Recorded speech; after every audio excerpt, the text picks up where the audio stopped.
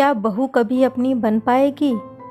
अमित घर में दाखिल हुआ तो माँ बच्चे को तेल लगा रही थी। वो वहीं उनके पास ही बैठ गया।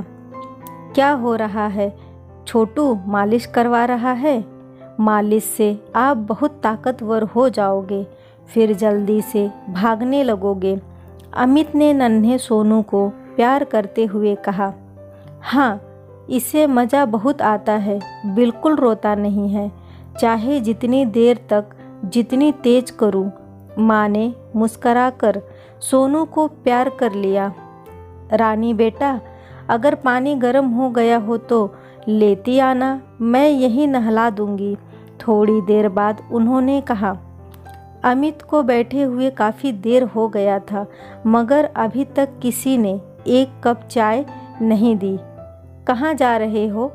जब वो उठकर अपने कमरे में जाने लगा तो माँ ने पीछे से आवाज़ दी। अमित का कमरा ऊपर था।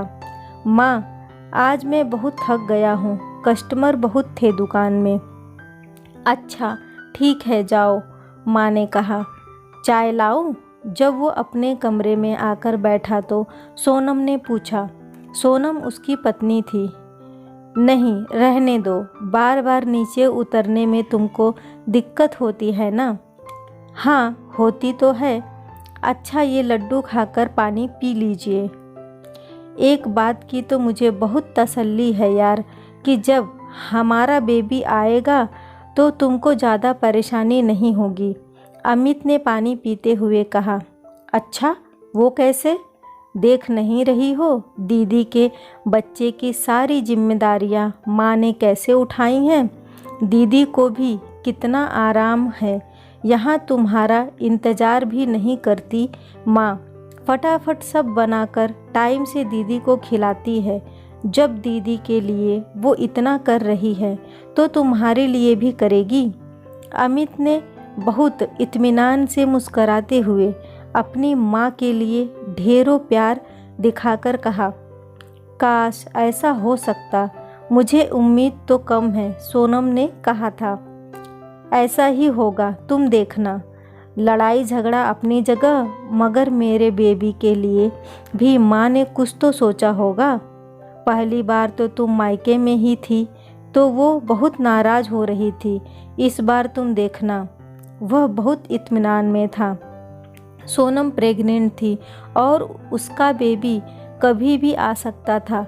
अमित हमेशा परेशान रहता कि सब कैसे होगा, मगर जब से दीदी आई थी और उनके बच्चे के साथ माँ जैसे सब करती थी, वो बेफिक्र सा होने लगा था। कुछ दिन बाद ही सोनम ने एक प्यारी सी बेटी को जन्म दिया। अमित बहुत ज़्यादा खुश था। उसकी दिल से ख्वाहिश थी कि इस बार एक लड़की हो, क्योंकि एक बेटा तो पहले ही था। उसने अपने जितने जानने वाले थे सबको मिठाई खिलाई थी। सोनम को हॉस्पिटल से छुट्टी मिल गई थी और वो अपने घर आ गई। बेटी ऑपरेशन से हुई थी तो थोड़ी दिक्कत हो रही थी, मगर असली परेशानी तो अब शुरू होने वाली थी। सोनम का नाश्ता, खाना, बच्ची की देखभाल, उसकी मालिश, कुछ भी करने वाला कोई नहीं था। वो माँ जो अपनी बेटी के लिए सब करती थी, अब उनके अंदर ताकत खत्म हो गई थी। जो माँ बेटी के बेटे के लिए एक पैर पर खड़ी रहती थी, अब पोती की मालिश के लिए किसी मालिश करने वाली को लगाने के लिए बोल रही थी। अमित ने किसी तरह सब मैनेज किया। वो खुद सुबह जल्दी उठकर सोनम के लिए कुछ बना देता, बेटी के लिए पानी गर्म करके रख देता। दोपहर में खाना बनता तो वो सोनम के लिए भी खाना पहुंचा देता, क्योंकि वो रोज़ दोपहर में खाना खाने आता था।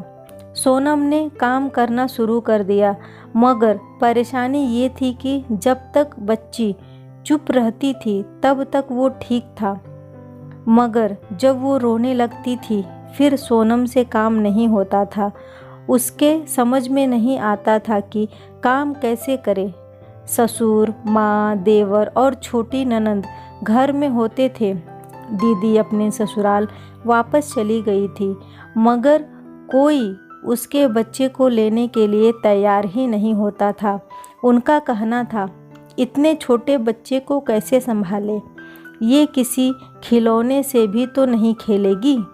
इतने छोटे बच्चे के साथ हम कैसे खेलेंगे। इतने छोटे बच्चे पर प्यार नहीं आता। जब बड़ी हो जाएगी, कुछ समझने लगेगी, तब लेंगे। माँ, ये कोई बात है। दीदी के बेटे को तो आप हर टाइम लिए रहती थी, मगर मेरी बिटिया को संभालने में आपको परेशानी हो रही है। जब तक सोनम काम करती है उतनी ही देर ले लिया करिए। देखो अमित, रानी कुछ दिनों के लिए आई थी और उसका बेटा दुबला पतला था। तुम्हारी बिटिया मुझसे नहीं उठती। माँ, ये तो सरासर गलत है ना। मेरी बिटिया भी बहुत मोटी नहीं है। ये तो आप बहाना बना रही हैं। हम एक घर में रहकर ऐसे कैसे रह सकते हैं। वो बहुत मायूसी से बोला था। तो ठीक है, अलग हो जाओ, मुझे कोई फ़र्क नहीं पड़ता। ऊपर एक कमरा है ही, वहाँ रहो आराम से। मगर घर में पैसे वैसे ही देने पड़ेंगे जैसे देते आए हो। घर की जिम्मेदारी तुम ही उठाओगे। दुकान में सबका हक है, इसलिए तुम्हें ही सब खर्चा देना पड़ेगा। अमित बहुत हैरान परेशान होकर माँ को देख रहा था, जो शायद पूरी प्लानिंग कर चुकी थी। नहीं माँ, ऐसे तो ना बोलिए, मैं सच बोल रही हूँ। तुम अलग हो जाओ, सारे घर वाले सुकून से तो रहेंगे।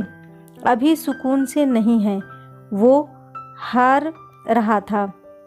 नहीं, रोज़ रोज़ की चिक चिक मुझसे बर्दाश्त नहीं होती। तुम्हें मेरी बेटी और उसके बच्चे से परेशानी है, कल को अपने भाई से हो जाएगी, फिर मुझसे और पापा से भी हो जाएगी। इससे अच्छा है इसे यहीं ख़त्म करो। वो अपने फैसले पर अडिग थी। माँ, लड़ाई किस घर में नहीं होती। इसका ये मतलब तो नहीं है कि आप हमें खुद से जुदा कर दीजिए। और ऐसी भी कोई बात नहीं हुई कि आप इतना बड़ा कदम उठा रही हैं। माँ, मैं वही अमित हूँ, पहले वाला, मगर अब ये हाल है कि घर आता हूँ तो कोई खाना देने के लिए नहीं उठता। रात को घर देर से आता हूँ तो सबकी नींद खराब होने लगती है दरवाजे की घंटी से। मैंने कभी शिकायत की? नहीं ना। ये सब मेरी बातें, मेरी परेशानी है। इसमें सोनम की कोई बात नहीं है। आप दोनों में क्या बहस होती है, किस बात पर होती है, मैंने कभी जानने की कोशिश की? नहीं की। आज भी मैं कुछ ना कहता अगर आप ये सब ना कहती। ठीक है माँ, जब आपको कोई परवाह नहीं है, कोई परेशानी नहीं है, तो फिर मैं क्या कहूँ। मैं आज ही किचन ऊपर बनवाने के लिए किसी को देखता हूँ। इतना कहकर अमित वहाँ से चला गया। सीख, जिस तरह सास अपनी बेटी और नाती को संभालती है, उसी तरह अगर अपनी बहू और पोती को भी संभाले तो परिवार में कोई मनमुटाव और अलगाव भी ना हो। आपकी क्या राय है इस बारे में, मुझे कमेंट करके ज़रूर बताइएगा। वीडियो को लाइक और शेयर करना न भूलें। चैनल पे पहली बार आए हैं तो इसे सब्सक्राइब ज़रूर करें। कहानी सुनने के लिए आपका बहुत बहुत धन्यवाद।